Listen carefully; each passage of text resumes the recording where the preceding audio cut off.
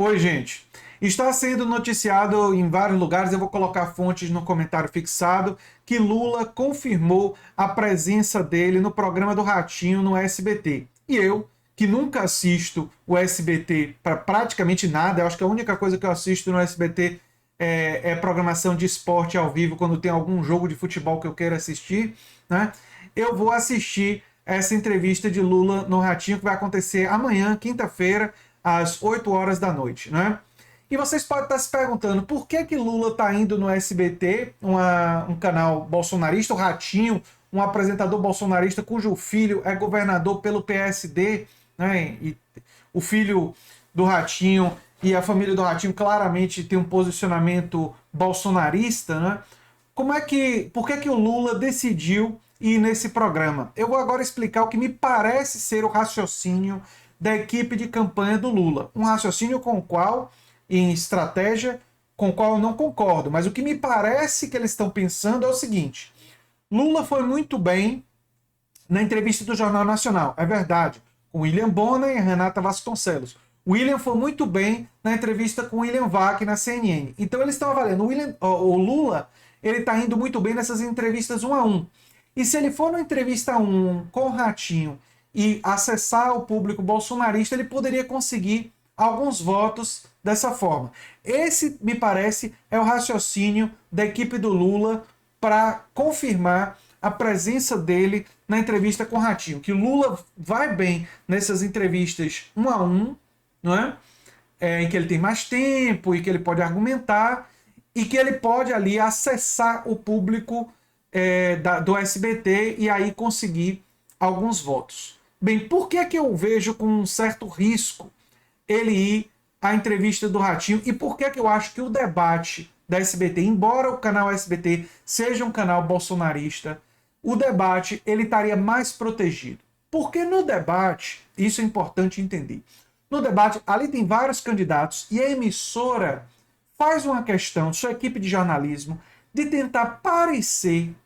Claro que a Jovem Pan nem isso tentaria. Jovem Pan, o Lula acertou em não ir para a entrevista na Jovem Pan, porque a Jovem Pan, enfim, é claramente bolsonarista, ainda mais o programa Pingo nos Is, né? Se tivesse gente desse pessoal, seria ainda mais claramente bolsonarista. Mas no caso da SBT, eles fariam um esforço de parecer, até por ser um debate televisionado, de que todo mundo teria seu espaço, seu tempo, né?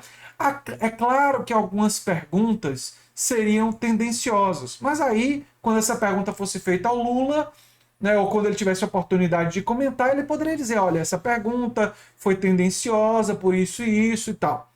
E aí teria um espaço que haveria um esforço de um mínimo de objetividade, embora seria só aparência, seria só jogo de cena.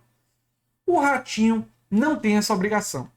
O Ratinho, ele é um cara que claramente, o filho dele é governador, ele está metido na política bolsonarista, ele tem o interesse de manter esse 30% da população como um público forte dele. Eu comparo o Ratinho a um cara como o Tucker Carlson da Fox News. O Tucker Carlson, ele entrega um produto para o Partido Republicano. E ele sempre vai entregar um produto para o Partido Republicano. Ele serve ao interesse do Partido Republicano na Fox News. O Ratinho, de forma semelhante, ele serve ao interesse da extrema-direita. Ele é oportunista, ele pode querer variar um pouco a estratégia, enfim, veremos se ele fará isso, mas me parece mais provável que ele tente pegar Lula em alguma pegadinha, que ele use de alguma artimanha para tentar manipular a entrevista. Imagine se Ratinho fizesse alguma coisa como perguntar a Lula se Alckmin era a favor do impeachment da Dilma. Lula já deu entrevista dizendo que Alckmin era contra. E aí ele pega um vídeo do Alckmin defendendo o impeachment da Dilma, e esses vídeos existem, e mostra esse vídeo, ou mostra um vídeo de Lula dizendo que Alckmin era contra, e diz, peraí, Lula, você não conhece o seu vice? Você está dizendo que o seu vice era contra não era contra o impeachment era contra o impeachment da Dilma, quando seu vice se posicionou a favor do impeachment da Dilma mais de uma vez. Como é que eu vou acreditar em você se você não conhece o seu próprio vice?